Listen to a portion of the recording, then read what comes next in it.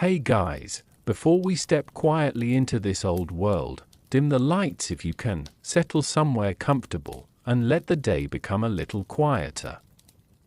And if you're enjoying these slow journeys through history, you can leave a like, subscribe, or simply tell me where you're listening from tonight. Then forget about all of that and let yourself relax. Now imagine a city at the end of the 19th century. Outside, somewhere beyond the tall windows of a great mansion, horses move slowly over damp streets. Carriages pass beneath gas lamps. The sidewalks are dark and uneven, and the cold air carries the faint sounds of wheels, hooves, and distant voices. But inside the house, another world is already awake. The family upstairs may still be sleeping, the servants are not. A young maid stands quietly in a narrow corridor, holding a folded apron against her chest. She has been in the household only a short while.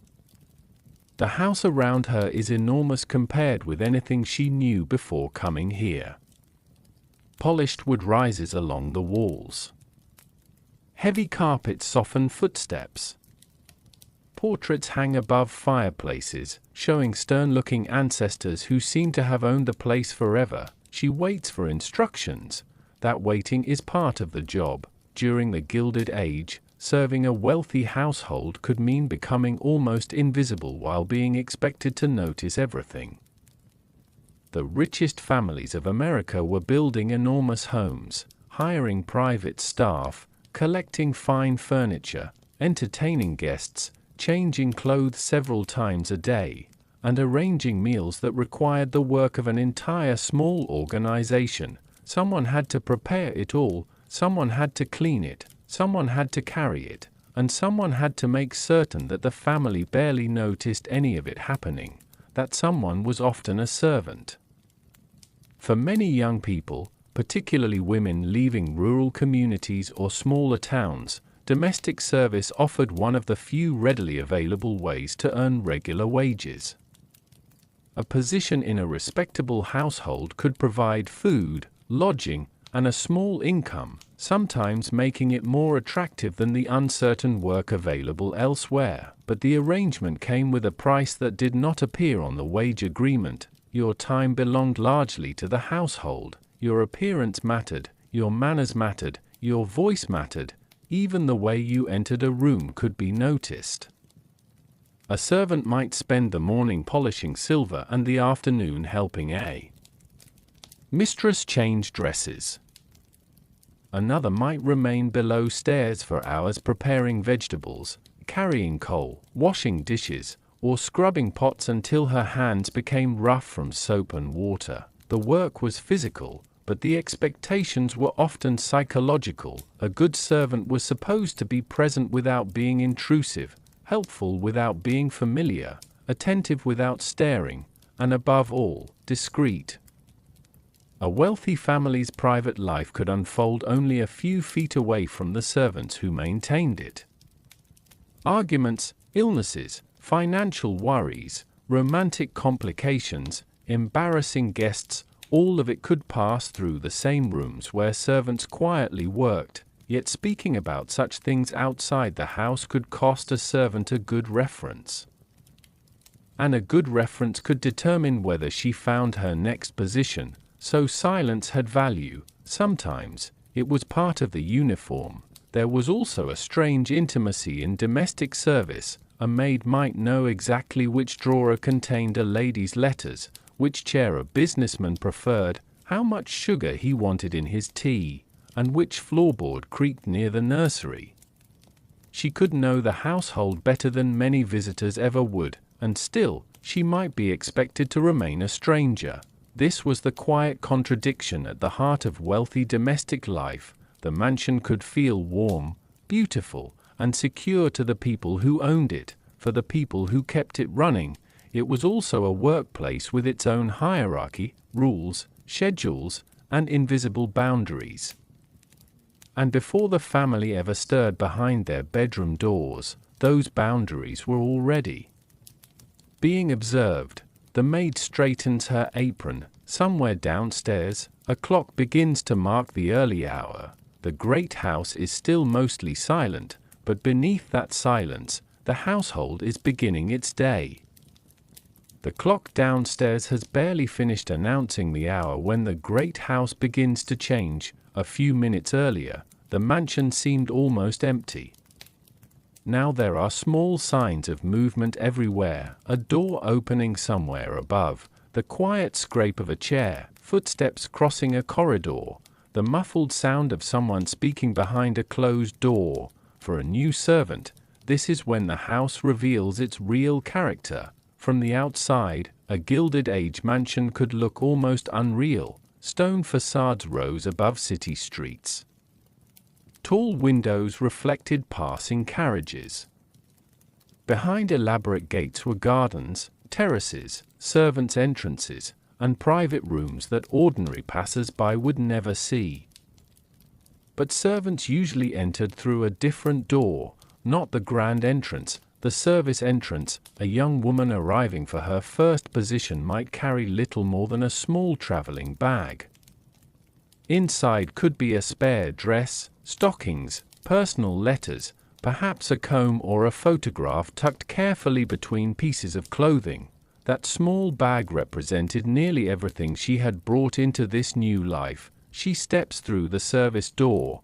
The difference is immediate. The grand staircase may be only a short distance away, but she is not expected to use it. Instead, she follows a narrower passage toward the working parts of the house. Here, the mansion feels less like a palace and more like a complicated machine.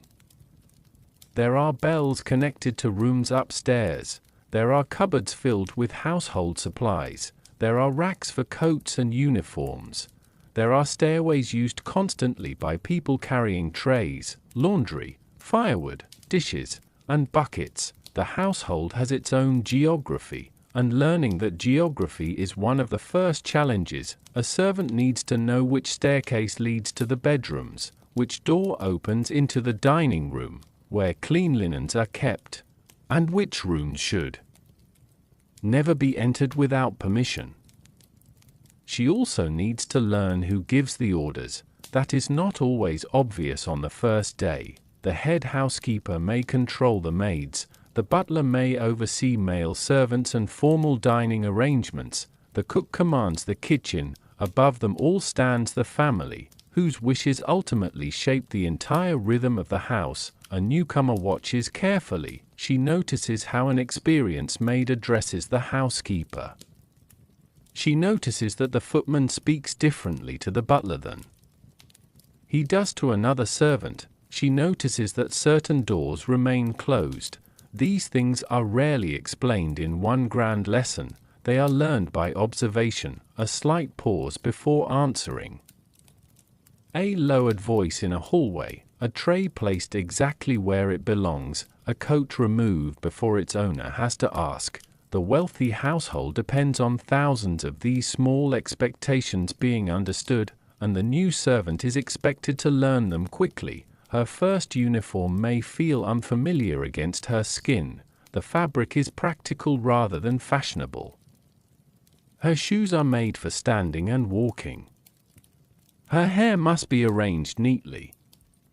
Personal decoration is usually kept to a minimum.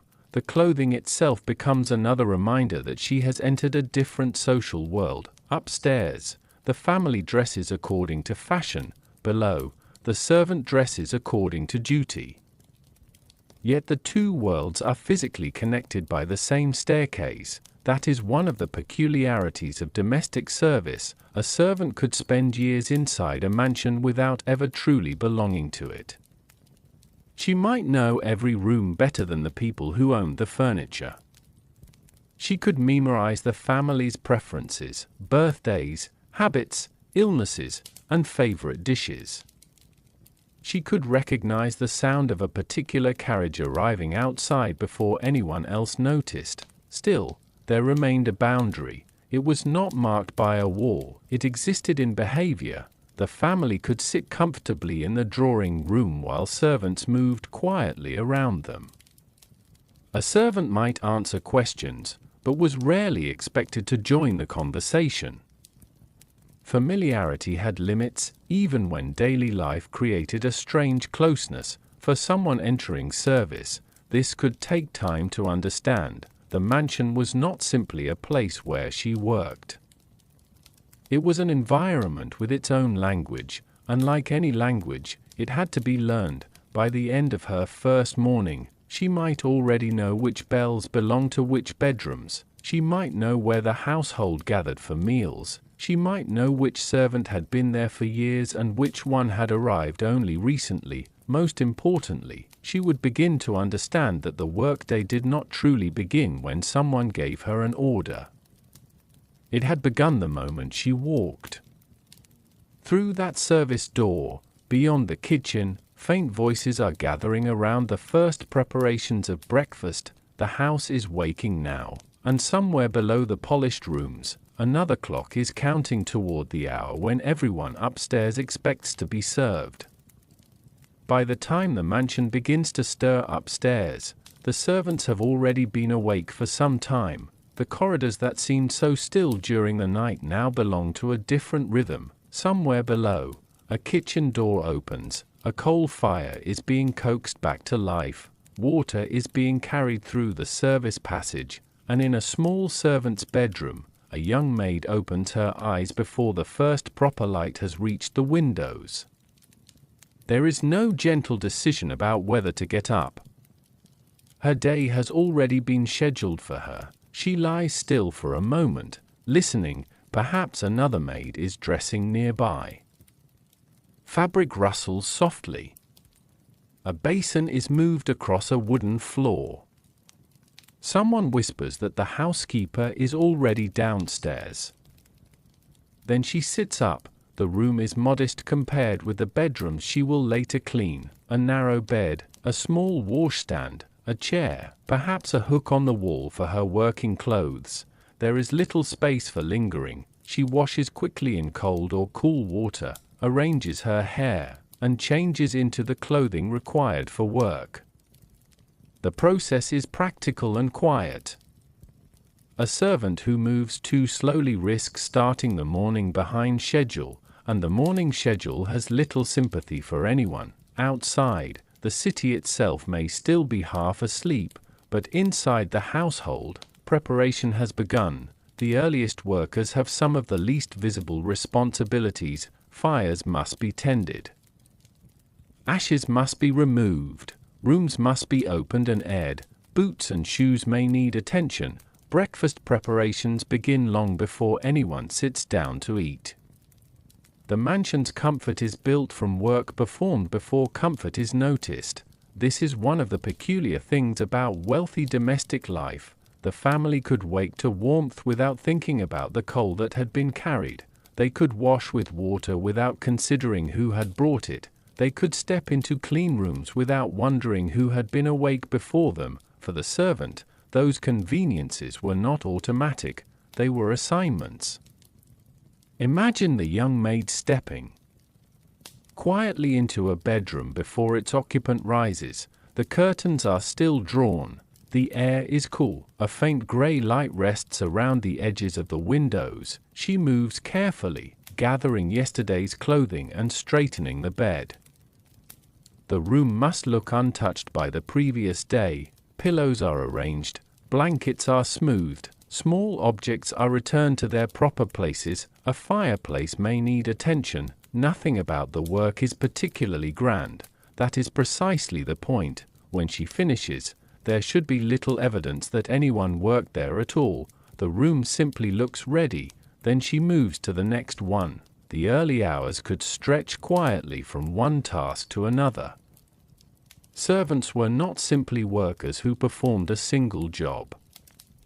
Their duties often overlapped, changed according to the household, and expanded whenever something unexpected happened. A guest might arrive, a child might need attention. A family member could suddenly request something, a dress might require repairing, a room could be left untidy after a late evening. The schedule remained, but real life had a habit of adding its own instructions. and so the servant learned to work with one eye on the task in front of her and the other on what might be required next. By now, the mansion is beginning to brighten, footsteps upstairs become more frequent, a door opens, then another, the family is waking, for the people upstairs, morning feels like the beginning of the day, for the servants, it is already several hours old. There is something quietly revealing about that difference. The wealthy household experiences its morning as comfort unfolding naturally. The servant experiences it as the result of preparation. A warm room means someone tended the fire. A clean shirt means someone washed and pressed it. A breakfast waiting at the proper hour means several people began working long before the first plate appeared. None of this requires applause. In fact, the better the work is done, the less visible it becomes. The maid pauses briefly beside a tall window. Outside, the first proper daylight settles over rooftops and chimneys. Carriages begin to move along the street. Somewhere, a shopkeeper is lifting a shutter. She turns away from the window. There is still much to do, and now, as the household wakes completely, the first sounds of the servant bell begin to travel through the walls. The first bell does not sound especially dramatic. It is only a small mechanical chime somewhere beyond the walls, brief and polite, but for a servant who has been working since before dawn, that little sound can change the entire pace of the morning. A maid in the corridor stops. She has just finished arranging a bedroom when the bell rings again. She knows which room it belongs to. There is no need for anyone to call her name. She turns, gathers her apron, and walks toward the stairs. In a wealthy Gilded Age household, the servant bell was one of the simplest pieces of technology in the house, yet it quietly controlled an extraordinary amount of daily life, from bedrooms, sitting rooms, nurseries, and other parts of the mansion. Bells could summon servants without the family needing to leave their rooms. For the people upstairs, it was convenient. For the people downstairs, it could mean that a moment of rest was never quite their own. A bell could mean a glass of water, a forgotten garment, a message, a fire that needed attention, a room that required something. Sometimes the request was perfectly reasonable. Sometimes it was so small that a servant might wonder why someone could not simply fetch the object themselves, but the distinction hardly mattered. When the bell rang, someone was expected to answer. The maid reaches the bedroom door. She knocks softly. Yes, a voice from inside gives her an instruction. She listens carefully. There may be no written list, no second chance to ask what was meant. She nods, closes the door, and goes to complete the request. Then, before she has finished, another bell rings. This one comes from elsewhere. For a moment, she stands between two directions. Which call comes first? In a well-organized household, there are systems for these things. Senior servants know which bells belong to which rooms and which requests should be handled immediately. A housekeeper may keep track of several demands at once, but the work remains unpredictable. One of the peculiar burdens of domestic service was that the servant's attention could be summoned from almost anywhere. A maid might be carrying fresh linen when a bell rings. She might be halfway through cleaning a room. She might have just sat down for a brief meal. The sound could pull her back onto the floor almost instantly. There were also different kinds of bells. Some systems used indicators that showed which room had called. Others relied on recognizable patterns or nearby labels. In larger houses, servants learned the signals almost instinctively. After enough time, a particular chime could become as familiar as a person's voice. A young servant, however, had to learn. She might hear a bell and hesitate. An older maid looks toward her. Second floor. The young woman understands and hurries away. Gradually, the house begins to speak through its sounds. a bell from the library, another from a bedroom, footsteps overhead. A door opening below, the kitchen. Preparing another request, the mansion is no longer simply a building, it has become a network of signals, and the servants are the people moving through that network. For those who lived upstairs, the system created a remarkable illusion. Things appeared when needed, rooms were prepared before they were entered, clothing arrived, drinks appeared, messages traveled, objects that had been misplaced somehow returned. The machinery of service was designed to disappear, but the people operating that machinery could not disappear from their own bodies. Their feet became tired, their backs ached, hands became rough from cleaning and washing, yet the bell did not care. It made the same small sound whether a servant had been working for 10 minutes or several hours. That was perhaps what made it so effective. It was never angry, never impatient, never cruel. It simply rang, and someone answered. By late morning, the rhythm becomes almost hypnotic, the bell, footsteps, a quiet knock, an instruction. Then another bell from somewhere. Deeper in the house, the maid moves through another corridor, passing windows where sunlight has finally reached the curtains. She pauses for only a moment, then the familiar chime sounds again. This time, it comes from the room directly behind her. She turns toward it almost automatically, because by now she has begun to understand the strange language of the house, a language in which even silence can be interrupted at any moment. The last bell fades into the distance, and the servant leaves the upper corridor behind. Down another staircase, the atmosphere changes. The polished quiet of the family rooms gives way to warmth, steam, and the steady murmur of work. This is the kitchen. In a large Gilded Age mansion, the kitchen could feel like a separate world hidden beneath the elegance above.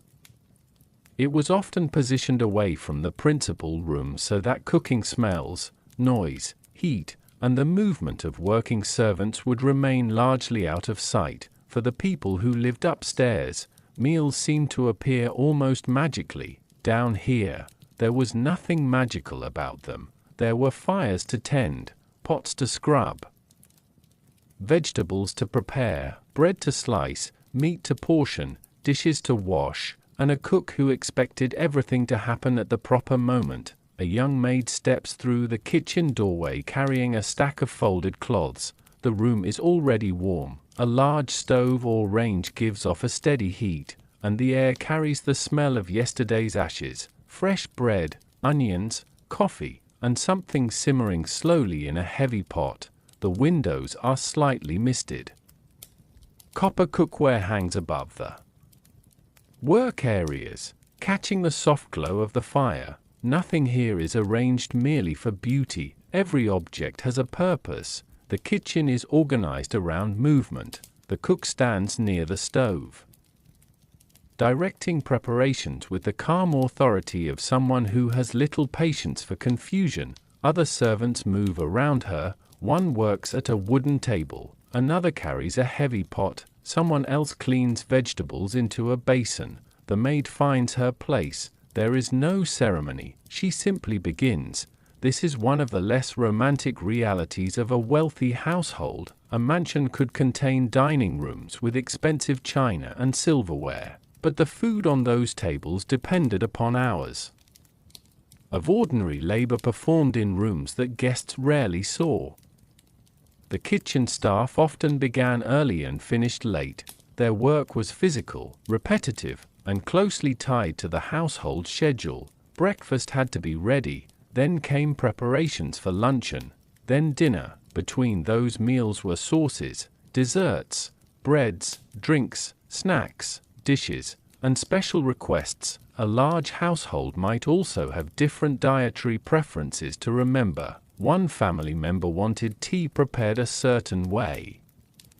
Another disliked a particular ingredient. A guest might arrive unexpectedly. The cook had to adjust. The kitchen became a place where memory was almost as important as skill. The cook knew which family member preferred which dish. She knew how much food the household normally consumed. She knew what could be prepared ahead of time and what had to be served immediately. A mistake here did not remain hidden for long. If breakfast was late, someone upstairs would notice. If the coffee was cold, someone would mention it. If a dish was poorly prepared, the criticism might travel quickly through the household. Still, the kitchen had its own quieter moments. Later in the morning, when the first rush had passed, a servant might stand beside the stove warming her hands. Another could sit briefly at the wooden table while peeling vegetables. The cook might taste something from a spoon, pause thoughtfully, and add a little more seasoning. These moments were small, but they belonged to the people below stairs. They were among the few occasions when servants could speak more freely with one another. The kitchen was also where news traveled. A new guest had arrived. A family member was feeling unwell. Someone upstairs had ordered a particular dish. A servant might be leaving for another position. Information moved quietly from one person to another while hands continued working above them. The mansion remained elegant and composed. Below, it was warm, noisy, and intensely practical. The contrast could be almost absurd. A silver serving dish might eventually cross the dining room beneath chandeliers and polished ceilings, but before it reached that table, someone had lifted it from a shelf, filled it with food, wiped its edge, carried it carefully, and made certain it arrived at exactly the right moment. The final presentation belonged to the family. The labor belonged to the kitchen. By late morning, the first meal has already begun its journey upward. The maid wipes her hands and prepares to carry another tray toward the service stairs. Behind her, the cook is already thinking about the next course. The kitchen does not stop simply because breakfast is leaving. Its fires continue to burn quietly beneath the mansion, preparing the next meal before anyone upstairs has even finished the first. The tray leaves the warmth of the kitchen and begins its quiet journey upward. A servant carries it carefully, one hand steady beneath the polished surface, the other protecting the cups and dishes from the slightest movement. Breakfast may look simple when it reaches the dining room. That simplicity is deceptive. Behind a single morning meal could be the work of several people, each responsible for a small part of making the family believe that breakfast had simply appeared. The servant reaches the service passage and slows her steps. The mansion is brighter now. Morning light has entered through the tall windows, touching the carpets and polished wood with a pale glow. Somewhere nearby, a clock marks the hour. Breakfast is expected soon. Everything must be ready. In a wealthy Gilded Age household, the morning meal could vary considerably depending on the family, the size of the household, and the occasion. There might be eggs, toast, fruit, oatmeal, pastries, meat, coffee, tea, or other dishes prepared according to personal preference, but whatever appeared on the table had to arrive in the correct order and at the proper temperature. That was part of the servant's skill. She enters the dining room. The table has already been prepared. A white cloth lies perfectly smooth across the surface. Plates and utensils are positioned with care. Glassware catches the soft morning light. A folded napkin rests beside each place. She places the first dish down, then another. Nothing is dropped. Nothing is crooked. The work is quiet enough that someone sitting at the table might hardly notice it happening. That was often the ideal. The servant should make breakfast possible without making herself the center of breakfast. A family member enters. The maid steps aside. A chair is pulled back. The guest sits. The morning begins. Perhaps the lady of the house asks for tea. The servant already knows which cup she prefers. Perhaps someone wants another piece of toast. It is fetched. A spoon is misplaced. It quietly reappears. Someone asks about the weather. The servant answers briefly if spoken to. then returns to her position.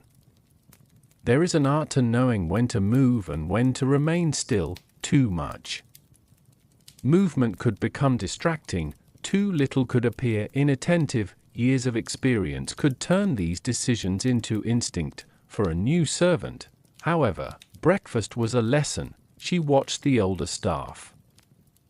She noticed when a plate was removed. She learned which family member liked to linger and which expected the table cleared immediately. She learned that the same request could be phrased differently depending on who made it. She learned to listen for a cup being set down, a chair moving backward, or a quiet cough from someone waiting for attention. The dining room itself could feel strangely peaceful. Sunlight entered through tall windows.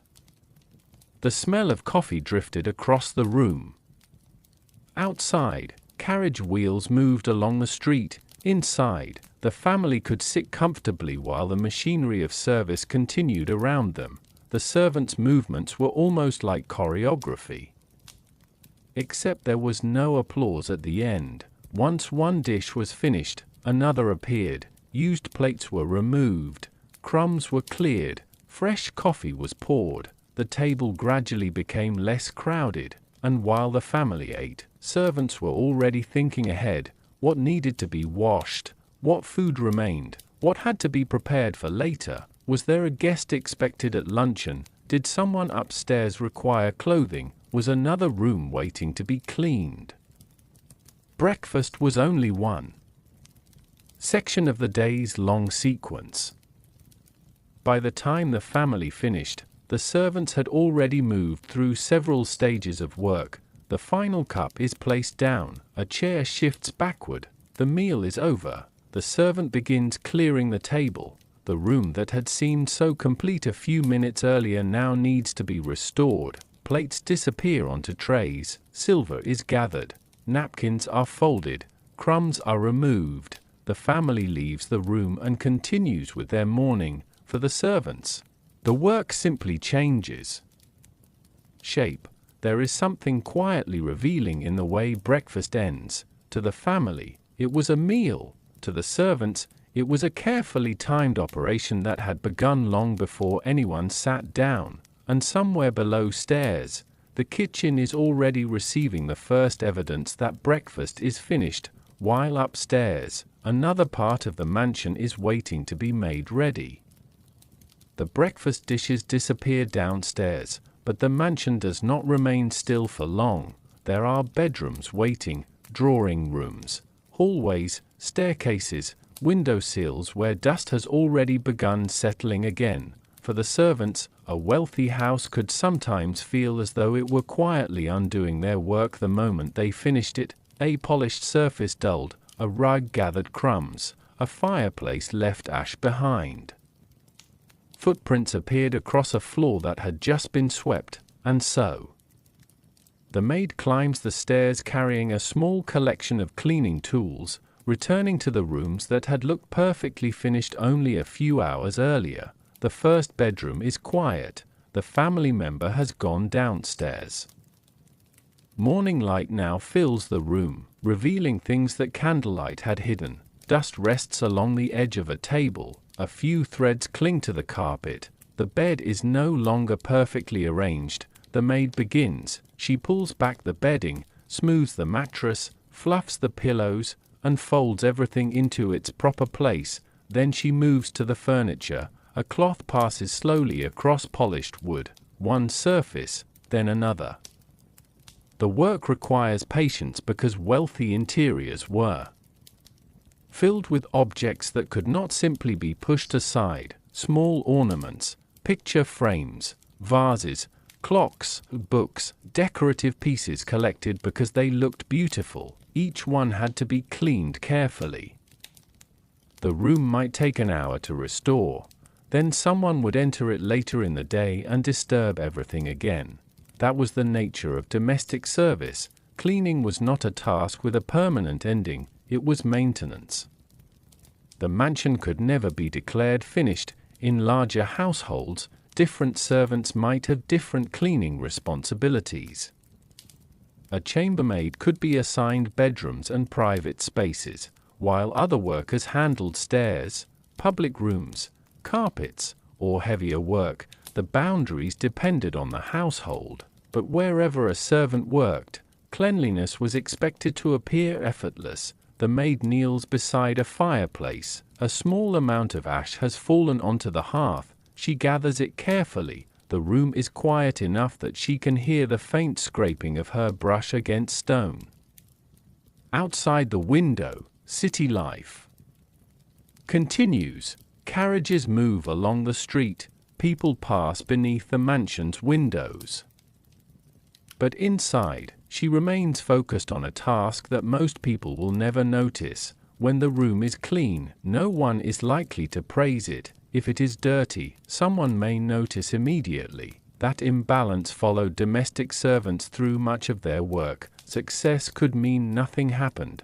The room looked ordinary. The bed was made. The floor was clean. The furniture was dust-free. Everything simply appeared as it should. She moves into the drawing room.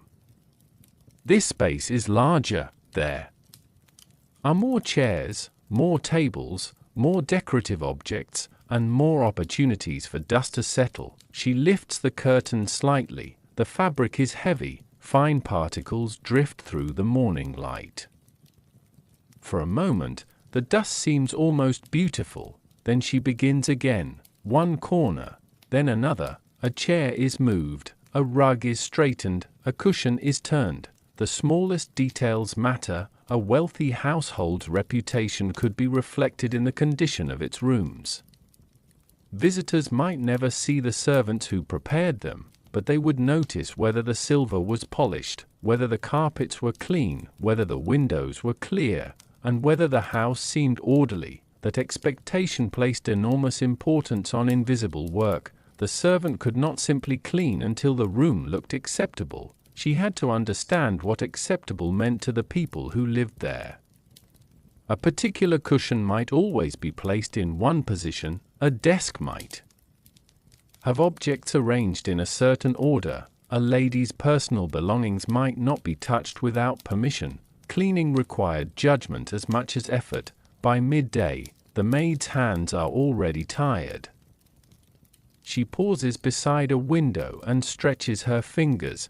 There is no long rest waiting for her. Another room remains, then another. The mansion continues to collect dust as naturally as the day continues to pass, and perhaps that is why cleaning could become such a strange kind of work. It was repetitive without ever being exactly the same. A room changed according to who had used it. A guest could leave behind a forgotten glove. A child could scatter toys. A gentleman could leave papers across a desk. A late-night gathering could turn a drawing room into an entirely different place. By morning, the servant restores each space without becoming part of the story that happened there. By afternoon, one bedroom once again looks untouched. The curtains hang evenly. The bed is smooth. The furniture gleams softly. The room seems peaceful, almost as though no one has been there at all. The maid picks up her cleaning cloth and steps into the hallway. Behind her, the room is perfect, for now, and somewhere beyond the next door, another room is already waiting to tell her otherwise. The freshly cleaned bedroom is left behind, but there is no real pause between one kind of labor and another. A servant carrying a bundle of used linens descends toward the laundry rooms. The air grows cooler as she moves below stairs. Then the smell changes: soap, damp fabric, hot water, starch, and the faint mineral scent of water heated over a stove. Laundry was one of the most demanding parts of domestic service, particularly in large households where clothing and linens were constantly being changed. The family might have several sets of sheets, numerous towels, table linens, shirts, underclothes, dresses, aprons, napkins. Each item had to be washed, dried, folded, and often pressed before it could return to use. A household that appeared immaculate upstairs could generate an astonishing amount of work downstairs. The laundry room is already busy. A large tub stands near the stove, steam rises gently from the water. One servant sorts garments into piles while another works with soap. The process is not quick. Clothing must be handled according to its fabric and purpose. White linens need particular care. Delicate garments cannot simply be scrubbed like work clothes. Some pieces require soaking, others need careful rinsing. And then there is starch. The stiff white collar or neatly pressed shirt might look effortless when worn at breakfast. Getting it that way is another matter. The servant lifts a damp garment from the wash and squeezes the excess water away. Her hands have already begun to redden. Soap and repeated contact with water are not kind to skin. Yet there is little opportunity to complain. The next garment is waiting, and the next. Laundry has its own rhythm: lift, soak, scrub, rinse, wring, hang, press, fold, then begin again. The repetition can make time difficult to measure. A servant might work for hours and still look at the laundry basket to discover that it seems only slightly smaller. Large households could produce far more washing than a small family ever would. Frequent changes of clothing were part of the elaborate standards expected among wealthy people, particularly when entertaining guests. A fresh shirt could mean another round of washing, a clean tablecloth could mean another basin, an evening gathering could leave behind piles of napkins and garments requiring attention the following day. The work continued whether anyone noticed it or not. Outside the laundry room, the mansion remained elegant. Inside, the physical reality of that elegance was unmistakable. A servant lifts a heavy basket.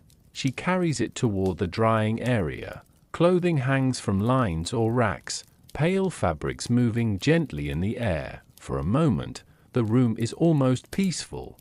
Then she notices a shirt with a stubborn stain. It has to be treated again. She sets the basket down. There is no dramatic frustration, just a quiet exhale. She begins once more. This was the kind of work that could leave marks on the body. Hands became rough, fingers could crack, arms grew tired from lifting wet fabric. Standing for long periods was ordinary, and yet, when the family dressed in perfectly clean clothing, none of this was visible. The shirt looked crisp, the collar stood neatly, the sheets smelled fresh, the tablecloth appeared spotless. The labor had disappeared into the result. There was also skill involved in preserving clothing. A careless wash could damage an expensive fabric. Too much heat could ruin something delicate. Improper starch could make a garment uncomfortable. The laundry staff therefore needed knowledge passed through experience, often learned from older servants. The room becomes quieter as afternoon approaches. A servant stands at a pressing table, carefully smoothing a shirt with a heated iron. The iron is heavy. Its warmth must be managed carefully. She moves slowly across the fabric, working out wrinkles. The result begins to take shape beneath her hands. A plain shirt becomes something prepared for a wealthy man's evening. It is easy to imagine that the mansion's elegance came from its furniture, chandeliers, silver, and expensive fabrics, but much of that elegance depended upon this hidden labor. Cleanliness had to be manufactured every day. Nothing stayed clean forever, nothing remained pressed forever, and nothing washed itself. As the afternoon light fades through a small laundry window, the servant folds the final garments of the current batch. The stack is neat, the fabric is warm from pressing. For a moment, there is satisfaction in seeing the work finished. Then another basket arrives. She looks at it quietly. The laundry has no memory of yesterday's effort. It simply waits for tomorrow's clothes. The last of the freshly pressed garments is folded downstairs, but the work is not finished. Clean clothing has to go somewhere. More importantly, it has to be ready when someone upstairs reaches for it. In a wealthy Gilded Age household, clothing was not simply something a person wore and then forgot about. A fashionable wardrobe could contain dozens of garments, each requiring careful storage, cleaning, pressing, repairing, and arranging. For the servants responsible for it, a wardrobe was almost a small library. Every piece had its place, every piece had its purpose, and some pieces were far more delicate than others. A chambermaid carries a neatly folded dress toward an upstairs bedroom. She moves slowly along the corridor, careful not to crush the fabric. Inside the bedroom, several garments are already waiting: a morning dress, a heavier gown, perhaps a jacket, ribbons, and accessories arranged nearby. The room smells faintly of starch, perfume, and polished wood. The maid begins preparing the clothing for the day. She knows which garments are appropriate for the morning and which should remain untouched until later. That knowledge matters. A wealthy woman might change clothes several times during the day depending on what she was doing. Morning activities, receiving visitors, going out, afternoon social calls, and evening dinners could each require different clothing. The wardrobe therefore became part of the household schedule, and someone had to keep track of it. A servant checks a sleeve carefully. There is a loose thread. She notices a tiny mark near the hem. It cannot be ignored. A damaged garment may need mending before it is worn again. Clothing was expensive, and even a wealthy household did not simply discard every damaged item. Skilled servants repaired seams, replaced buttons, refreshed fabrics, and prepared garments for another occasion. The work could be remarkably precise. A needle passes through the fabric. Pull, another stitch. The maid holds the garment close to the window so she can see the thread clearly. The room is quiet except for the faint sounds of the household moving beyond the door. Then comes the more personal part of the work, helping someone dress. A servant may hold a gown while her employer steps into it. She may fasten buttons or hooks that are difficult to reach. She may adjust a collar, arrange ribbons, straighten a sleeve. The interaction is close, but it is also formal. The servant is near enough to notice details that most people would never see, yet she is expected to maintain a respectful distance. The wealthy woman's appearance depends partly upon the servant's attention. A wrinkle in the wrong place can spoil the effect. A misplaced accessory can alter an entire outfit. A loose fastening can become embarrassing later in the day, so the maid watches carefully. She smooths the fabric, checks the hem, makes one final adjustment, then she steps back. The clothing is ready. What looks effortless in a drawing room has required considerable preparation.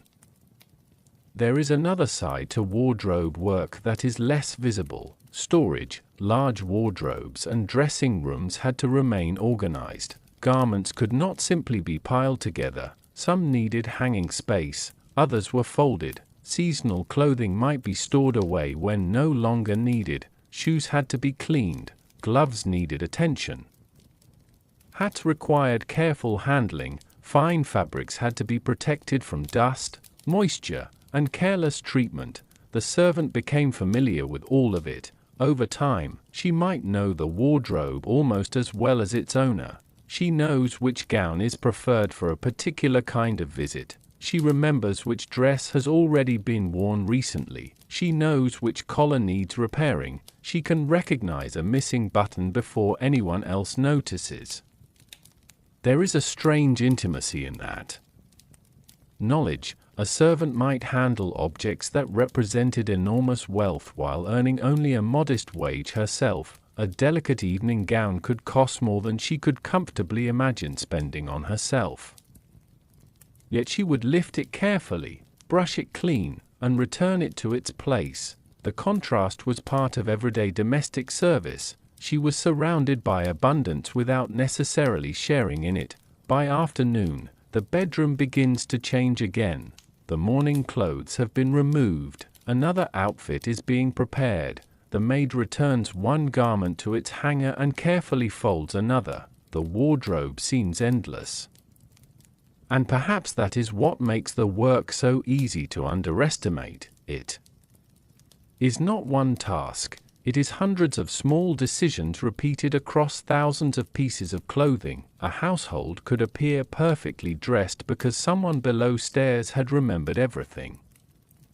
The maid closes the wardrobe door softly. For a moment, the room is quiet, but somewhere nearby, the housekeeper is already checking the day's preparations, because clothes are only one part of keeping a great household moving, and soon, the person responsible for keeping all these servants organized will enter the story. The wardrobe door closes softly, and the servant steps back into the corridor.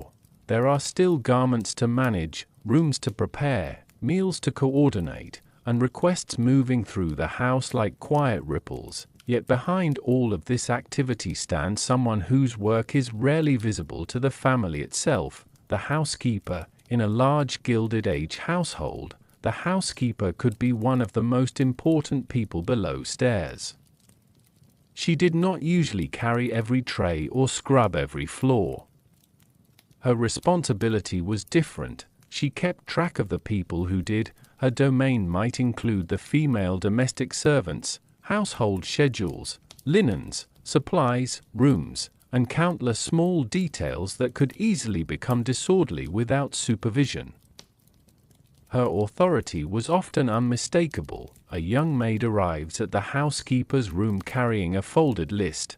The housekeeper sits at a small desk. Before her are notes, keys, household records, and perhaps a notebook containing reminders about purchases, deliveries, guests, and servants' duties. She looks up. The maid waits. There is no need for a long conversation. The housekeeper already knows what needs doing. Take these upstairs. The maid nods.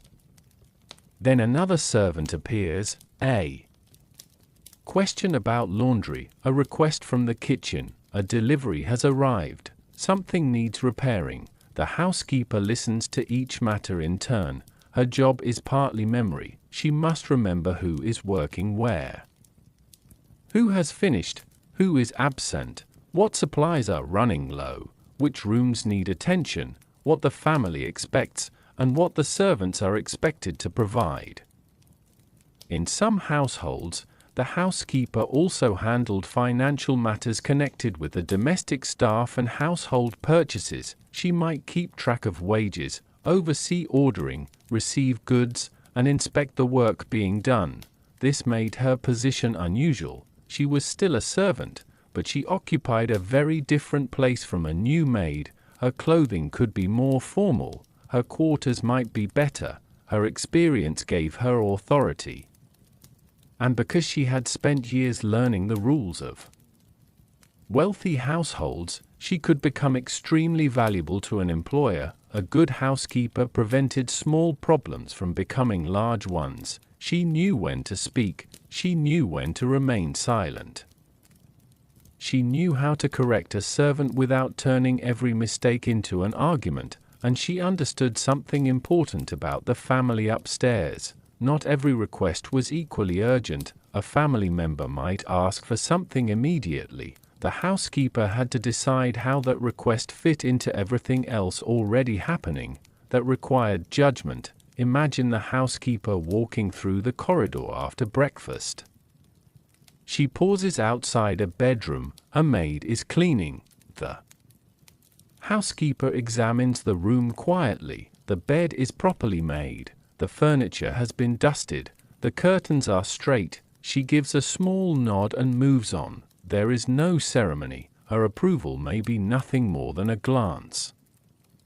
But the servant understands. The work has been done correctly. Further down the corridor, another room is not quite ready. A cushion is out of place. A wastebasket has not been emptied. The housekeeper notices. She does not need to raise her voice. She simply points. The maid understands what must be corrected. This was another feature of domestic service. Much of the discipline could be quiet. A servant did not always need to be shouted at to know she had disappointed someone. A look could be enough. A correction delivered in a low voice could stay in the mind for the rest of the day. The housekeeper's position also placed her between two worlds. She served the family, but she supervised other servants. She could be expected to understand the family's preferences while also dealing with the practical realities of the people beneath her. That could make the position lonely. She was not quite part of the family, yet she was no longer simply one of the junior servants. Her authority depended upon maintaining order, and order depended upon knowing people. She needed to understand who worked well together, who needed encouragement, who required stricter supervision, who could be trusted with delicate tasks. A household was not only a collection of rooms, it was a collection of personalities. The housekeeper had to keep those personalities moving in the same direction. By afternoon, her desk has accumulated more notes. A new delivery needs checking. The laundry requires more soap. A guest is expected later in the week. One servant has requested an afternoon away. Another has been assigned additional work. The housekeeper records each matter carefully. Then she closes the notebook. For a moment, the room is quiet. Outside, the household continues moving. The kitchen sends dishes upward. Maidservants cross the corridors. Footsteps sound on the stairs. The family remains largely unaware of how many decisions have already been made on their behalf. The housekeeper listens to the distant movement and rises from her desk. There is still one more matter to settle before dinner, and beyond the next corridor, the men of the household staff are preparing for their own carefully divided duties. The housekeeper returns to her desk, but elsewhere in the mansion another branch of the household staff is preparing for the next stage of the day. The corridors are becoming quieter now. The morning rush has passed, yet in the dining room, the smallest details are beginning to matter. This is where the butler and footman become especially visible. Their work is more formal than that of many servants below stairs. A maid might spend hours cleaning a room without anyone noticing. A footman, by contrast, may be expected to stand perfectly composed while guests enter and leave, carrying trays, opening doors, or assisting with the rituals of formal meals. The difference is not necessarily easier work. It is simply a different kind of discipline. A young footman stands in the dining room doorway. His uniform is neat. His posture is straight. He waits. The room has been prepared carefully. The table is covered with a clean white cloth. Silverware rests in precise positions. Glasses are arranged according to the meal. The chairs stand evenly spaced. Nothing appears accidental. The butler walks slowly around the table, inspecting each place setting. He pauses beside one chair. A fork is slightly out of position. He adjusts it. Another glass is moved a fraction of an inch. Then he steps back. Everything looks ordinary again. That was the purpose. Formal dining depended upon details that most guests were never expected to think about. The butler's role could extend far beyond carrying drinks. He might supervise male servants, oversee dining arrangements, manage wine and household stores, answer the door, receive visitors, and coordinate service during formal occasions. In a large house, he could function almost like the manager of an important department. Footmen occupied a more visible position. Their height, appearance, and manner could sometimes influence who was selected for the job. They were expected to look presentable when standing near the family or greeting guests. Their uniforms made them recognizable. Their movements were deliberate. A footman could open a carriage door, carry a tray, escort a guest, or stand near the dining room waiting for the next instruction. The work required patience. A great deal of it involved waiting, standing quietly while nothing happened, then moving immediately when something did. The butler checks the clock. Dinner is approaching. He gives a small signal. The footmen begin. A serving dish is brought from the kitchen. Another servant follows. The room fills gradually with the quiet sounds of preparation. Silver touches porcelain. A chair moves. A door opens and closes. The servants speak only when necessary. There is a particular silence to formal service. It is not the silence of an empty room. It is the silence of people concentrating. Every movement has been practiced enough that it almost disappears. A footman approaches the table. He places a dish carefully, steps back, waits. Another course arrives. The butler watches. If something is needed, he notices before the family has to ask. That ability was highly valued. A good servant could anticipate a request. If a glass was nearly empty, it could be refilled before anyone called for it. If a guest looked toward the doorway, a servant might already understand that assistance was required. The aim was to make service feel effortless. For the people receiving it, that could be pleasant. For the people providing it, it required constant attention. There was also a hierarchy among the servants themselves. The butler stood above the footman. Senior servants could correct juniors. New workers had to observe and learn.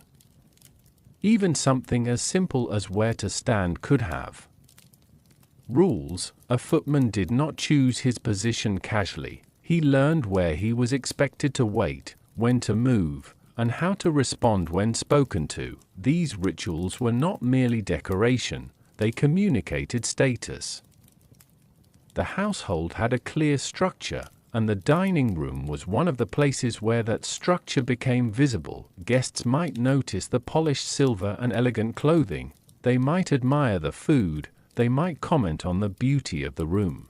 They were unlikely to think about the young man standing quietly near the wall for most of the evening. He might be tired, his shoes might hurt, his shoulders might ache from standing, but his expression remained composed. That composure was part of the service. As the afternoon fades, the dining room grows warmer beneath the gentle glow of candles. The table is almost ready. The butler makes one final inspection. The footmen take their positions. For a brief moment, nobody moves. Everything is waiting. Then the sound of footsteps approaches from the corridor. The family is coming, and all the careful preparation below stairs is about to become visible in the one room where the household's private labor is transformed into ceremony. The footsteps from the corridor finally reach the dining room. The family takes their places, guests settle into their chairs. For a few moments, everything is still, then dinner begins. To someone sitting at the table, the evening may appear effortless. Candles burn steadily. Conversation moves softly around the room. Food arrives at regular intervals. Glasses are filled. Used plates disappear. Nothing seems hurried, but along the edges of the room, the servants are constantly watching. A butler stands quietly where he can see the table. A footman waits near the doorway. Another servant remains close enough to respond when needed. The first course is carried in. The footman approaches the table carefully. Holding the serving dish with both hands, he moves from one guest to the next. There is no rushing. The dish must remain steady. The guests should never feel that the person serving them is under pressure. Once the first course has been served, the servant steps away. The dining room returns to conversation. Then another dish arrives. This pattern can continue for much of the meal. Depending on the household and occasion, a formal dinner might include several courses, each requiring new plates, serving dishes, utensils, and sometimes different wines or other beverages. The servants had to know what came next. They could not always wait for someone to explain. The order had already been planned. That planning was part of the invisible structure behind the meal. A guest raises a glass. The butler notices. The bottle is brought forward. Another guest sets down a fork. A plate is nearly finished. The servant watches for the appropriate moment. Timing matters. Remove a plate too soon, and the guest may not be finished. Wait too long, and the table becomes cluttered. The servant learns to read small gestures, a folded napkin, a knife placed in a certain position, a slight movement of the chair, a glance toward an empty glass. Dinner becomes a quiet conversation between the people at the table and the servants standing around them. Although most of that conversation happens without words, the candles burn lower, the food continues arriving, the kitchen remains busy below stairs. A dish that leaves the kitchen may reach the dining room only moments later, carried through corridors and doors by servants who have learned exactly where to go. The connection between upstairs and downstairs is especially clear during dinner. Every course represents two worlds meeting. The family experiences the finished result. The servants experience the preparation. A roasted dish may sit beautifully on polished silver. Behind it are hours of cooking, washing, chopping, seasoning, carrying, and cleaning, and while the guests eat, the kitchen is already preparing for what comes next. There is little room for error. Imagine a footman carrying a heavy serving dish across the room. He walks slowly, the candles flicker gently, conversation continues, he reaches the table, the dish is placed down, a quiet nod from the butler, the footman steps back, the moment passes without interruption. That tiny success is easy to overlook, but repeated throughout an entire evening, these moments require concentration. The servant cannot become distracted, he cannot show irritation. He cannot allow tiredness to alter his expression. The dinner table is a stage, although the servants are expected to behave as though there is no stage at all.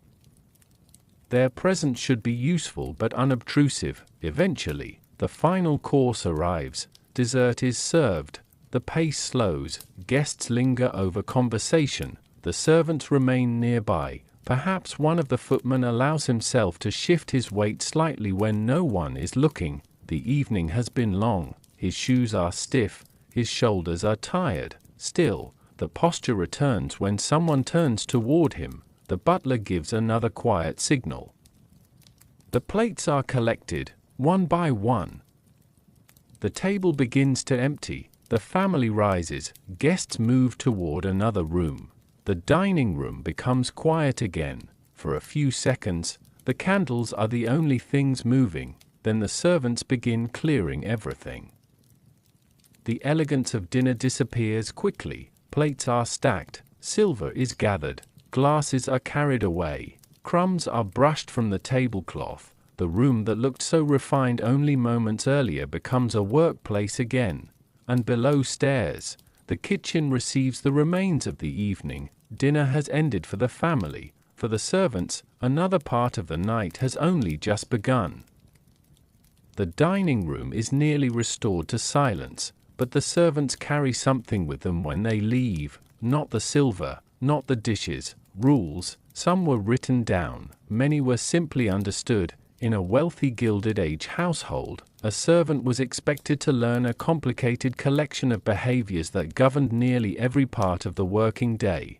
How to speak, where to stand, when to knock, when to remain silent, how to address the family, what to do when a guest entered the room, even how to move through the house without drawing unnecessary attention. For a new servant, learning these rules could be almost as important as learning the actual work. A young maid stands outside a bedroom door.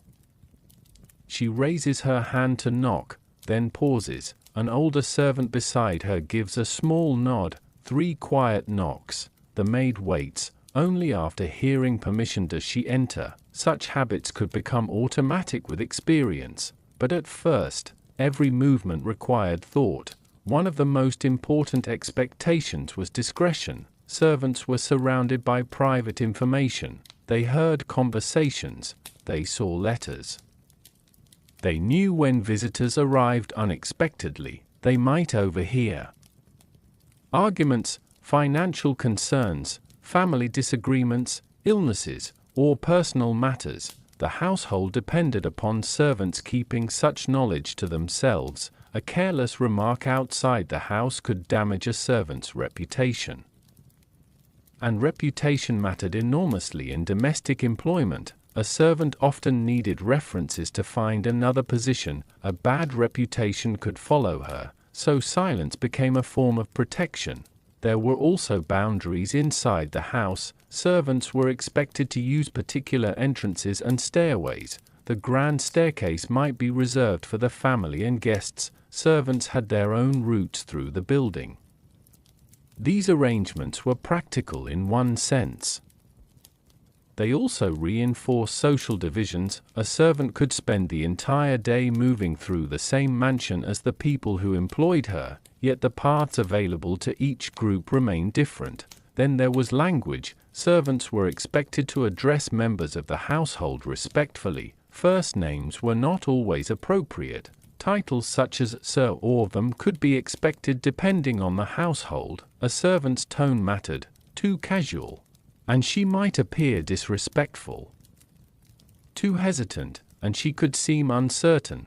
The ideal was polite, brief, and controlled. There was another expectation that could be harder to define. Servants were supposed to avoid appearing overly familiar with guests. Imagine a dinner party. A guest makes a joke. The room laughs. A young footman hears it. He may find it amusing, but his expression remains composed. His role is not to join the conversation. He is there to serve it. The distinction could be subtle. Servants were physically close to wealthy people for long periods, but social distance was expected to remain intact. Even entering a room required judgment. A servant did not simply walk through the center of a conversation. She waited for the appropriate moment. She moved along the edge. She completed the task. Then she left. There were rules about appearance too. Clothing had to be clean and properly arranged. Hair was expected to be neat. Shoes had to be maintained. Personal habits were kept under control while on duty. A servant's appearance reflected, in the eyes of employers and visitors, on the household itself. That meant even small signs of disorder could become significant. The rules could become especially strict during formal occasions. A footman might need to know exactly where to stand. A butler might determine when each course was served. A maid could be expected to remain nearby without interrupting conversation. Every movement contributed to the impression that the household was perfectly organized, and perfection, of course, was difficult. People make mistakes. A glass can be misplaced. A door can open at the wrong moment. A servant can forget an instruction. The rules did not prevent mistakes. They simply established what was expected when everything went well. There was also a quieter rule that could be difficult to explain to someone entering service for the first time: do not draw attention to yourself. The best servant was often the one whose work was noticed only when something went wrong. That meant being present without becoming the subject of attention. It meant knowing when to speak and when silence was wiser. It meant remembering that the mansion belonged to someone else. Late in the evening, a young maid walks through an empty corridor. The family rooms are quiet now. She passes the grand staircase but continues toward the servants' passage. Her footsteps are soft against the carpet. She has learned the routes. She has learned the voices. She has learned the bells. And slowly, she is learning something less tangible too: how to belong to a household without ever quite becoming part of the world above stairs. The corridor grows quieter as the evening finally begins to loosen its grip on the mansion. The family has retired to their rooms. The dining room has been cleared. The last dishes are being carried downstairs. And for the servants, one question becomes increasingly important: where do you go when the workday is finally over? In a large Gilded Age household, servants usually did not return to separate homes at the end of each day. Many lived inside the house. Their sleeping quarters were part of the mansion, but they were rarely part of the mansion's most beautiful spaces. A servant might climb a narrow staircase or follow a corridor far removed from the grand bedrooms of the family. The further she goes, the quieter the surroundings become. At last, she reaches a small room. This is where she sleeps. There may be a narrow bed, a washstand, a chair, and a small place for clothing. Sometimes rooms were shared. Sometimes a servant had a small private chamber. The exact arrangement depended on the size of the household, the position of the worker, and the design of the house. Senior servants generally had better accommodations than junior ones. A housekeeper or butler might have a private room. A newer maid could find herself sharing space with another servant. The contrast with the family bedrooms could be striking. Upstairs, wealthy family members might sleep in spacious rooms with upholstered furniture, decorative walls, large wardrobes, fireplaces, and carefully chosen fabrics. The servant's room could be little more than a place to lie down, but after a long day, even a narrow bed could feel valuable. The maid enters quietly. She removes her apron, then her shoes. Her feet are tired. She sits on the edge of the bed for a moment before washing. There is no grand ceremony to ending the day. The room is simple. The silence is welcome. Yet living inside the employer's home created an unusual relationship with time.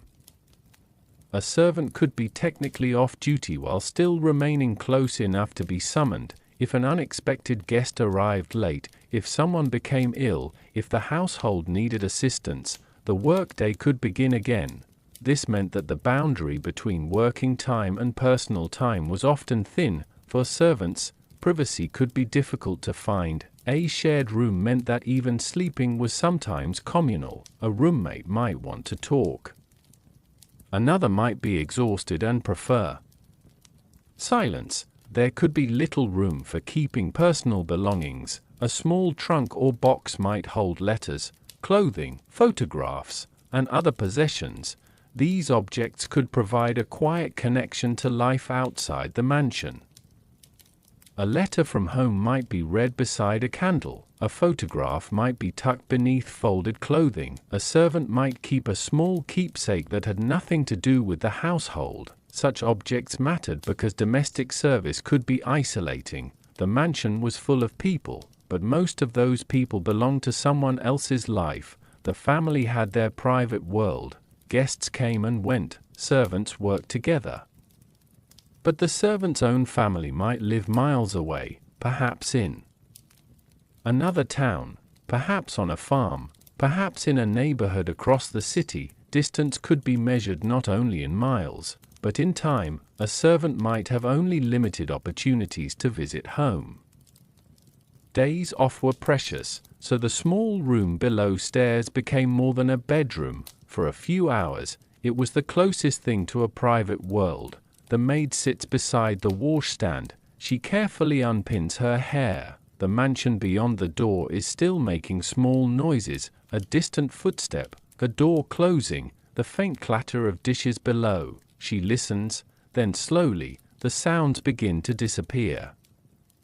There was also a practical reason. Servants' rooms were often located in less desirable parts of the building. Large homes were designed around the separation of family and service. Servants needed to remain close enough to respond quickly, but their presence was generally kept away from the family's most private spaces, so their rooms might be near kitchens, attics, upper service corridors, or other less prominent areas.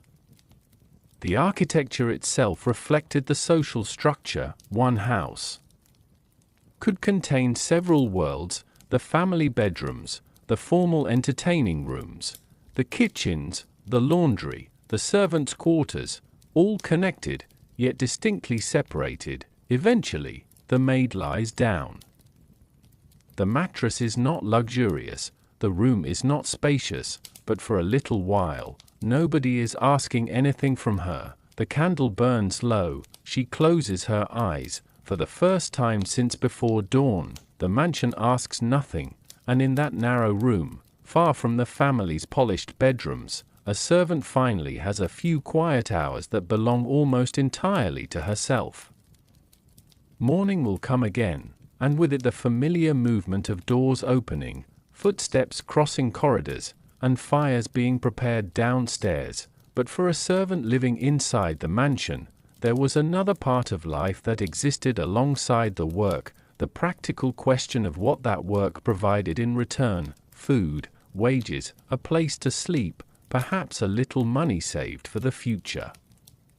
Domestic service could offer something valuable to a young worker arriving in a large city or leaving home for the first time: regular employment, meals, lodging, and a position that could sometimes lead to better opportunities if the servant gained experience and good references, but the arrangement also came with limits. A servant's wages were modest compared with the wealth surrounding her. She might spend her entire day inside a mansion filled with expensive furniture, fine clothing, imported food, and polished silver, while carefully counting the coins in her own purse. That contrast was simply part of life below stairs. Breakfast for the servants was usually separate from the family's meal. The food might be wholesome and filling, but it was generally simpler: bread, tea or coffee, eggs, meat when available, vegetables. Leftovers from the family's meals might sometimes find their way to the servants' table. Depending on the household's customs, the servants gathered in their own dining space. For a few minutes, the atmosphere could become less formal. A maid might speak quietly with a kitchen worker, a footman might mention something he had heard outside, someone might laugh softly, then the bell rang, and the conversation ended. Work had resumed. Meals were one of the few moments when servants could sit together rather than remain standing or moving through the house. Even then, their time was limited. The kitchen staff had their own demands. Food had to be prepared, dishes had to be washed, breakfast had to reach the family upstairs. There was rarely a completely empty schedule. The wages themselves could vary according to position and experience. A junior servant generally earned less than someone in a senior position. A housekeeper or butler could receive significantly better compensation than a new maid. References mattered too. A servant who stayed with a respectable family and received a strong recommendation might have an easier time finding another position. That could become a form of security. A young woman might think about her future while folding clothing at the end of the day. Perhaps she wanted to save enough money to leave domestic service eventually. Perhaps she hoped to help relatives. Perhaps she simply wanted a little independence. The amount might seem small to someone upstairs, but to her, every saved coin had a purpose. She keeps her money carefully. There is no need for much decoration in her room. A small purse, a few personal belongings, perhaps a letter from home, a photograph, something sentimental tucked away where nobody else needs to see it. Life below stairs could also provide a strange sense of community. Servants worked long hours together. They knew who was having a difficult day. They knew who was homesick. They knew who had received a letter from home. They noticed when someone was planning to leave for another position. The kitchen, especially, could become a social center. The cook had authority of her own. Kitchen maids moved between stove, pantry, and preparation tables. The smell of bread, broth, roasted meat, coffee, and baked goods could fill the lower floors while the family upstairs experienced only the finished meal. There was an odd reversal here. The servants often knew more about how the household actually functioned than the people who owned it. They knew when supplies were running low. They knew which foods were wasted. They knew how much work was required to keep the table full. They saw the transformation from raw ingredients to elegant dinner, and yet, their own meals were usually much simpler. A servant sits at the table with a bowl in front of her. The room is modest. The furniture is practical. A small lamp or candle provides enough light to see. For a few minutes, she is not carrying anything, not cleaning, not standing, just eating. She may speak quietly with the servant beside her. Someone mentions a day off. Someone else talks about a letter received that morning, the conversation drifts, then a sound comes from upstairs, the bell, the room changes immediately, chairs move back, the meal is left behind, everyone knows what the sound means, someone is needed, the servant rises. Her unfinished food remains on the table. That small interruption says something about life below stairs. Even rest belonged partly to the household. Still, the position could offer a degree of stability that other forms of low-paid work did not always provide. A bed was there, meals were provided, there was regular employment. And if a servant proved reliable, her experience could become valuable. She might move into a better position, become a senior maid, work as a lady's maid, eventually supervise younger servants. The hierarchy was not fixed forever, but moving upward required patience, skill, and opportunity. By the end of the evening, the servants' dining room is quiet again. The tables have been cleared, the plates washed, the floor swept. Another meal has become another memory for the people. Upstairs, dinner was part of the comfort of wealth. For the people below, it was also evidence of how much work comfort required, and somewhere beyond the kitchen door, a servant is beginning to think about something that cannot be measured in wages or meals, a little time that belongs to her. For all the hours spent inside the mansion, there were moments when a servant could step beyond its doors. They were limited moments, precious ones. A day off might arrive only once in a while, depending on the household and the servant's position. But when it did, the mansion could suddenly feel different. The bell still existed, the room still needed cleaning, the kitchen still needed work, yet for several hours, those things belonged to someone else. A young maid might wake on her day off without the usual urgency. There is no immediate knock at the door, no footsteps approaching with an instruction, no need to dress quickly and hurry downstairs. She remains beneath the blanket for another few minutes.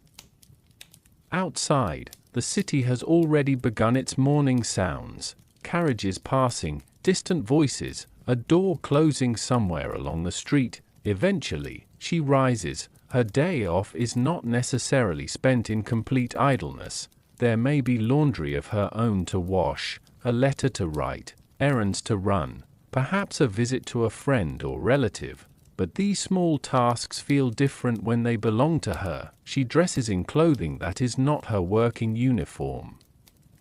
That alone can change how she feels. Without the apron and servant's dress, she can walk through the city without immediately appearing to belong to anyone's household. For a little while, she is simply herself. Many domestic servants were young people who had left their families to find employment. Their social lives therefore developed partly around other workers. Servants met friends on their days off.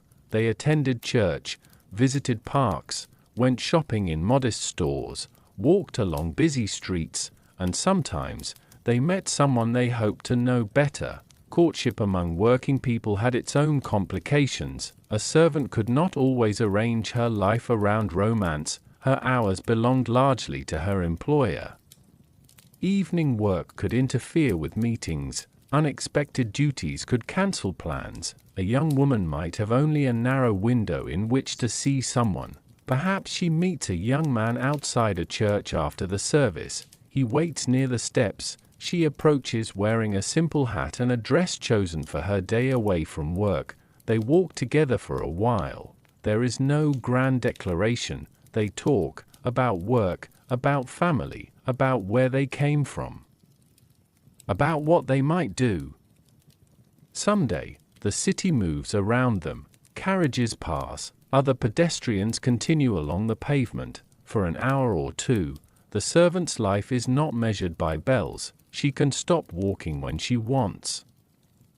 She can choose where to sit. She can speak without worrying that someone upstairs is waiting for her. That freedom may seem ordinary. For someone accustomed to constant service, it could feel remarkably large. Still, Days off were not always generous. A servant's position, the family's expectations, and the arrangements of the household could affect how much free time she actually received. Some servants had more independence than others. Senior workers might have greater control over their schedules. Younger servants often had less, and live-in domestic service meant that even when technically off-duty, a worker remained close to the household. A family could need assistance. A guest could arrive, an unexpected problem could occur. The boundary was never completely solid. Still, those small windows mattered. A servant might save her money during the week so she could spend a little of it on her day away. Perhaps she buys a ribbon, a small book, something sweet from a shop, a modest gift for someone at home. These purchases were not extravagant.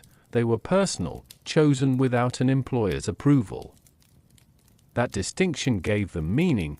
As afternoon approaches, the young maid and her companion continue walking. They stop beside a quiet public garden. She sits on a bench. For once, her hands are not holding a cleaning cloth, a tray, or a basket of laundry. She simply rests them in her lap. The conversation becomes softer. There is talk of the future, perhaps another job, perhaps marriage, perhaps returning home one day, perhaps remaining in the city. Nothing is decided. The future is still open. Eventually, the light begins to fade. She knows she must return. The mansion will still be there. The next morning will arrive. Her working clothes will be waiting. As she walks back toward the household, the streets gradually become quieter. The small freedom of the day is slipping away. Yet something has changed. For a few hours, she had occupied a world where nobody rang a bell for her. And when she reaches the familiar doorway, she pauses for just a moment before going inside, carrying with her the faint possibility that life might someday contain more than the rooms she spends her days maintaining. The day away from the mansion eventually comes to an end. The servant returns through the familiar doorway, removes her outdoor clothes, and prepares once again for the quiet discipline of household work. The freedom was pleasant, but it was temporary. Inside the mansion, every servant knew that keeping a position depended on more than simply working hard. Mistakes mattered. Some were small: a cup left in the wrong room, a garment pressed poorly, a forgotten instruction, a room not prepared when expected. Others could be more serious: a damaged piece of furniture, a broken dish, a misplaced personal belonging, an error during an important dinner. The consequences depended on the household, the employer, and the circumstances. But even a minor mistake could stay in a servant's mind for hours. A young maid stands in a bedroom holding a dress. She has discovered a small tear near the seam. Perhaps it happened while she was handling the garment. She knows immediately that she must report it. There is no point pretending it does not exist. She carries the dress to the housekeeper. The older woman examines the damage. The room is quiet. A few words are exchanged. The maid listens. She lowers her eyes. The housekeeper's voice remains controlled, but the message is clear: be more careful. That may be the end of it, or it may not. Domestic service depended heavily on trust. Employers were placing expensive objects, clothing, rooms, and private information in the hands of people they often barely knew when the relationship began. A servant had to demonstrate reliability over time. Arriving late repeatedly could become a problem. Disappearing without permission could become a problem. Carelessness could become a problem. Dishonesty was especially serious. A servant who lost the employer's trust could find it difficult to recover. There was also the issue of references. A servant leaving one position often hoped to obtain a recommendation for the next.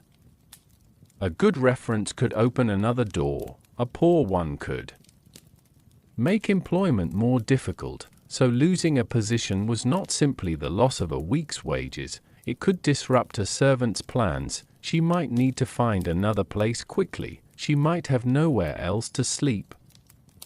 She might need to contact acquaintances or relatives, and she might carry the embarrassment of knowing that she had been dismissed. Not every departure was caused by wrongdoing. Servants left positions for marriage, to move closer to family, for better wages, because of illness, because the household itself changed. A family could relocate, reduce its staff, or fall into financial difficulty, but dismissal could still be frightening.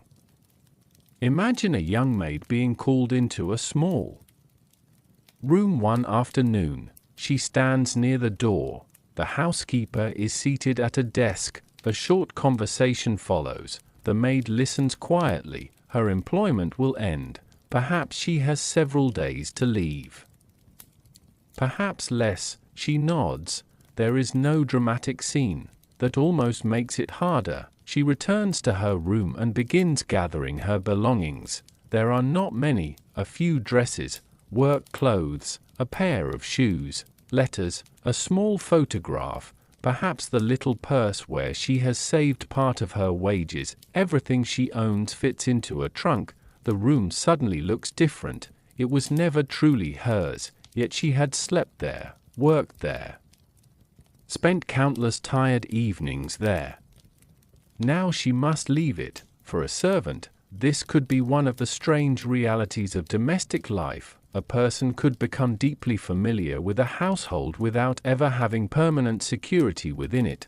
The mansion remained, the family remained, another servant could take her place, the work would continue. That knowledge might be comforting to the household. For the departing worker, it could feel very different. Still, servants were not powerless in every situation. Experience gave some workers choices. A skilled cook might find another household quickly. A respected housekeeper could have employers willing to seek her services. A capable lady's maid might receive strong recommendations. The longer someone worked successfully, the more valuable a good reputation could become. So the fear of dismissal existed alongside the possibility of advancement. A servant learned from mistakes. She watched senior workers. She became more careful. She remembered which details mattered. Over time, the nervousness of the new employee could become the confidence of someone who understood the household almost instinctively. Even then, the possibility of a mistake never disappeared. One evening, a young servant walks through the corridor carrying a tray. She slows before turning the corner. Her hands are steady. She knows the path. She knows the room. She knows exactly where she is expected to go. The lessons of earlier mistakes remain with her. Perhaps that is one of the quieter truths of service. Competence was often built from hundreds of moments when something almost went wrong. And while each servant learned how to protect her own position, another kind of hierarchy was quietly shaping life below stairs, determining who could give an order, who had to obey, and who occupied the narrow space between the two. By now, the young servant has learned how easily a household can appear simple from the outside. A family lives upstairs, servants work below, but inside the servant's world, the arrangement is far more complicated. There are ranks, responsibilities, small privileges, and quiet lines that everyone understands. The household staff is not one group moving together. It is a ladder. At the top might stand the butler and housekeeper, depending on the household's organization. Below them are senior servants, cooks, ladies' maids, chambermaids, footmen, kitchen maids, laundry workers, and younger employees still learning their duties.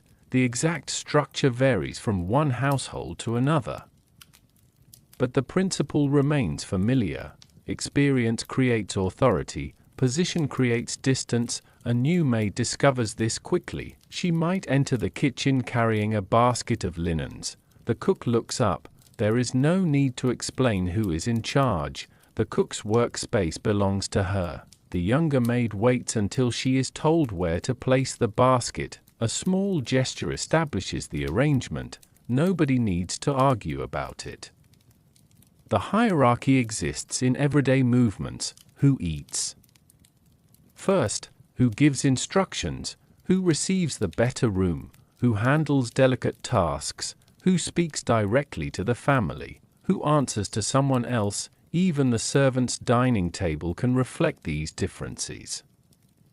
Senior workers may sit in familiar places, younger servants learn where they are expected to sit.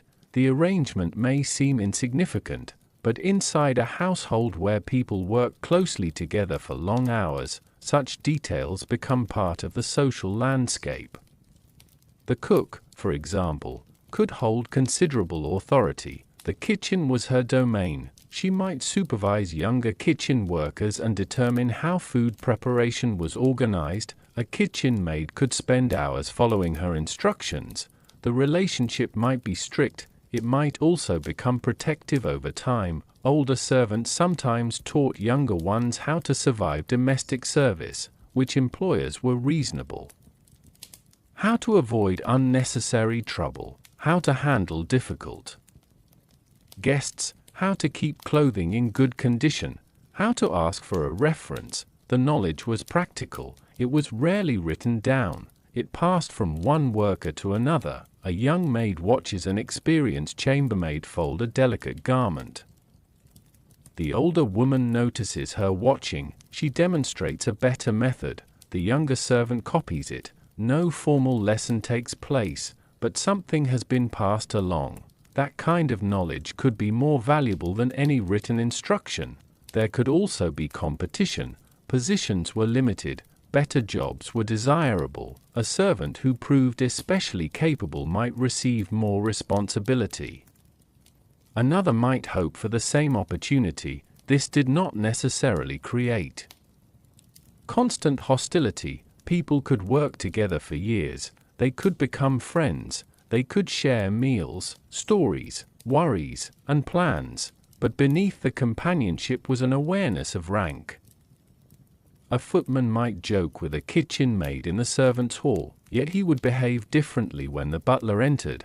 The atmosphere could change without anyone announcing it. The butler speaks, everyone listens. The housekeeper gives an instruction. The junior servants move. The structure is understood. There were also distinctions between male and female staff. The butler and housekeeper could oversee different sides of the household. Men often handled duties associated with formal service, doors, carriages, dining rooms, wine, and household errands. Women commonly worked in bedrooms, clothing, cleaning, laundry, and kitchen support.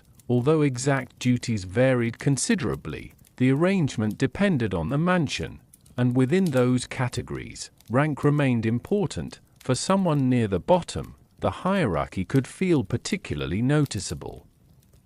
A junior servant had less control over her schedule, less privacy, less authority. She was expected to learn quickly and make few demands. But being at the bottom did not mean remaining there forever. A servant could gain experience. A maid could become a senior chambermaid.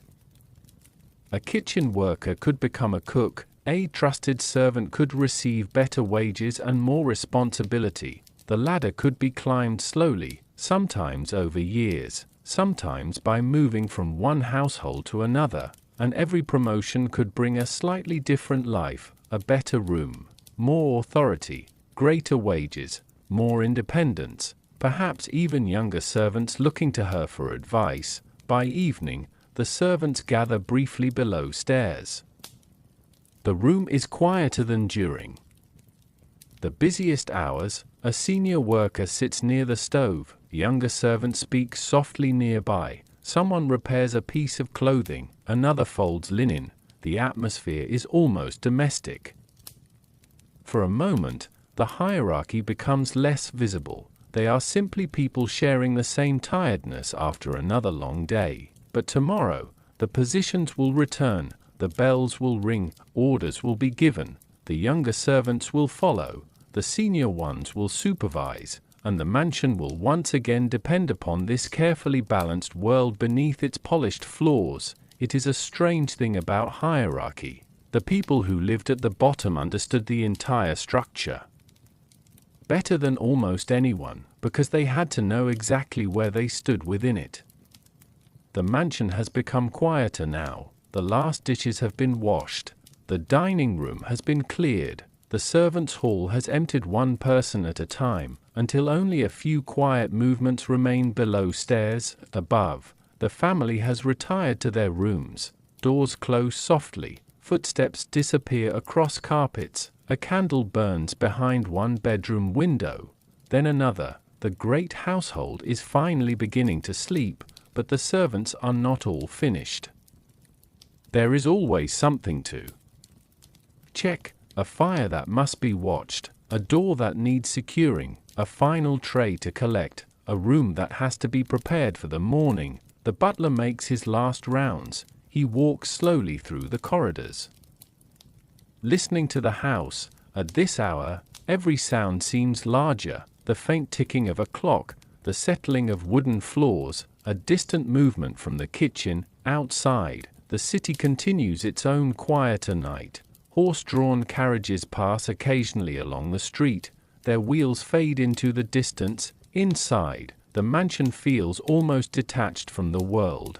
During the day, it had been full of voices and footsteps. Now its rooms are empty. The dining table stands polished and untouched. The drawing-room chairs face one another in silence. The curtains hang motionless. The portraits on the walls seem to watch over rooms where nobody is speaking. A junior servant carries a final stack of folded linens upstairs. She walks carefully. There is no reason to hurry now. The work has slowed. She places the linens where they belong and returns to the service corridor. On the way down, she passes a window. The glass reflects the faint light of a nearby candle. Beyond it, the city is dark. For a moment, she stops. Perhaps she thinks about the day. It began before sunrise.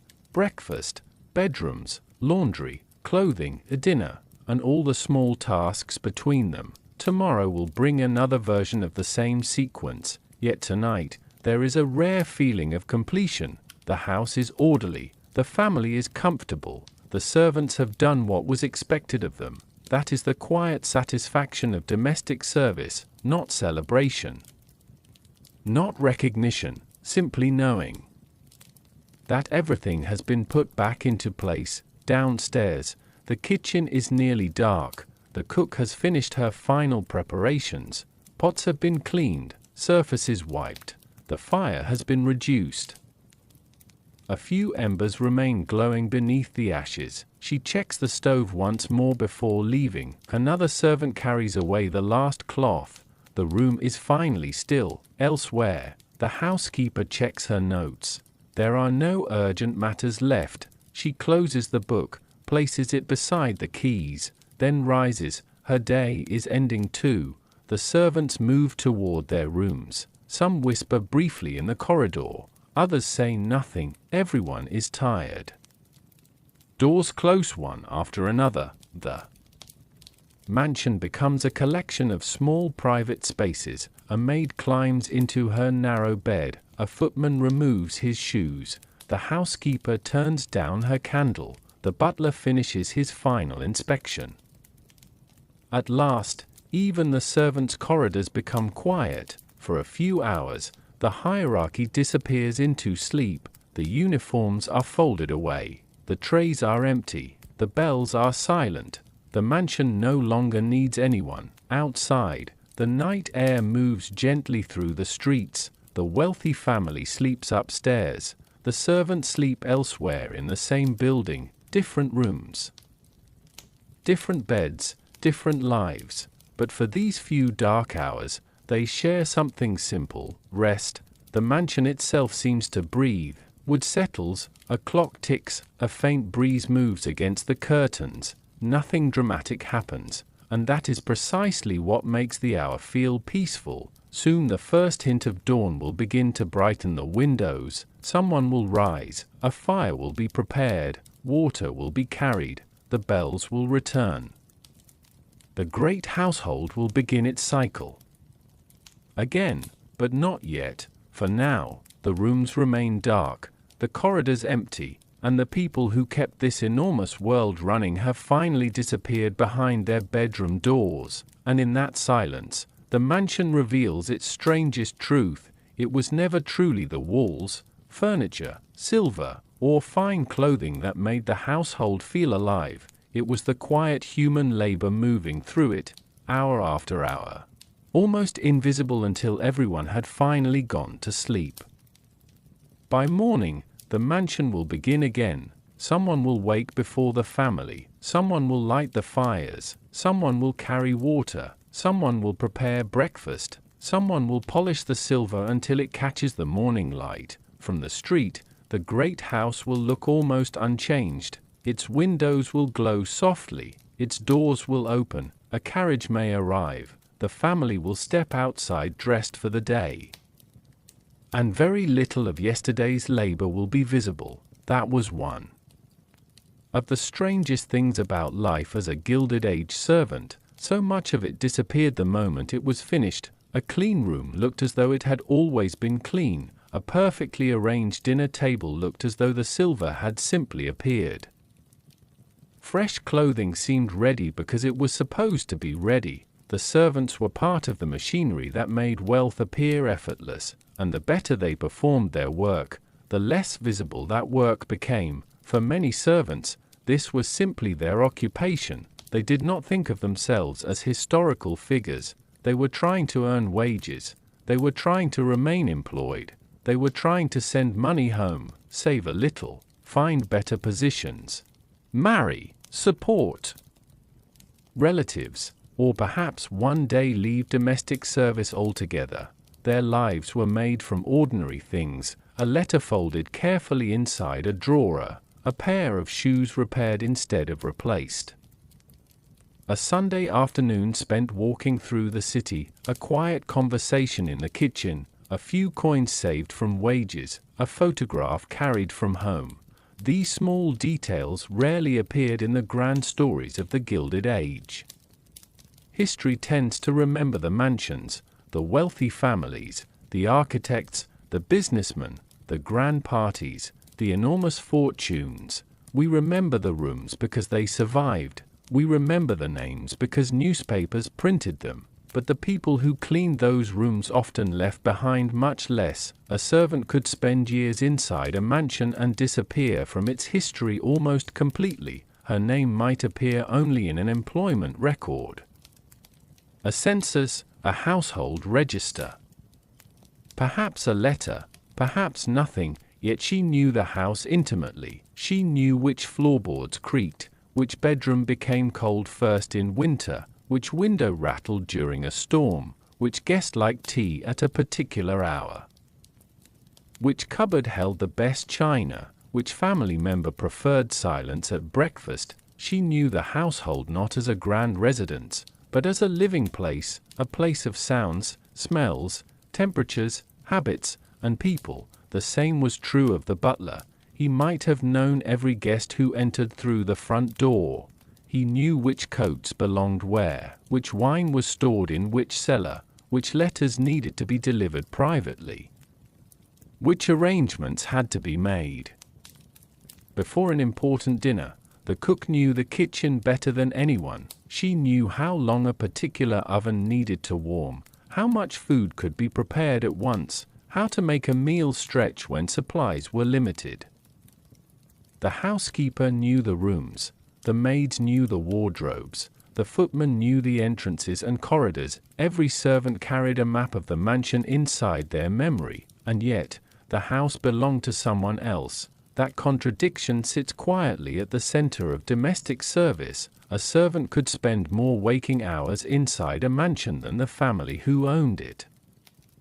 She could know its routines more thoroughly than its residents. She could maintain its beauty day after day. But she remained an employee. The walls protected her from the weather. They did not necessarily protect her from uncertainty. Eventually, the Gilded Age itself began to change. Households changed, cities changed, ideas about domestic work changed, servants found other forms of employment. Technology slowly altered household labor.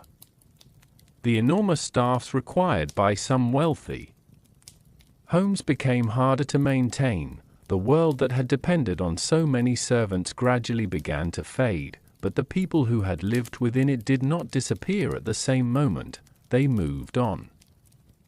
Some married, some returned home, some found work elsewhere, some remained in domestic service for decades, others simply became old, leaving behind photographs and memories that rarely reached the history books. Imagine one of those photographs now, a servant standing outside a great house. Perhaps she is young, perhaps she is already middle-aged. Her clothing is neat, her expression is calm. Behind her stands the mansion she has helped maintain. The windows are clean, the doorway is polished, everything looks orderly, but there is no photograph showing the thousands of quiet moments that made that order possible. The early mornings, the aching feet, the whispered conversations. The small mistakes, the days off, the letters from home, the friendships below stairs, the private hopes, the tired evenings. The moments when she stood alone beside a window and wondered what her life might look like years later. Those moments are mostly gone, but they are not meaningless simply because they were ordinary. In fact, perhaps ordinary life is where history becomes most human. The Gilded Age was built on enormous fortunes and grand ambitions, but beneath those polished surfaces were countless people whose names were rarely carved into stone. They carried trays, washed clothes, scrubbed floors, prepared meals, made beds, opened doors, and then, when the work was finished, they went quietly to sleep. Tonight, as we leave that mansion behind, the grand rooms are once again empty, the silver has been polished. The curtains are still, the corridors are dark, but somewhere in the memory of the house, if such a thing could exist, there would remain the soft rhythm of footsteps belonging to people who once kept it alive, and perhaps that is the part worth remembering, not the glitter of the Gilded Age, but the quiet lives moving behind it, almost unseen, making an extraordinary world possible through the most ordinary acts of human work.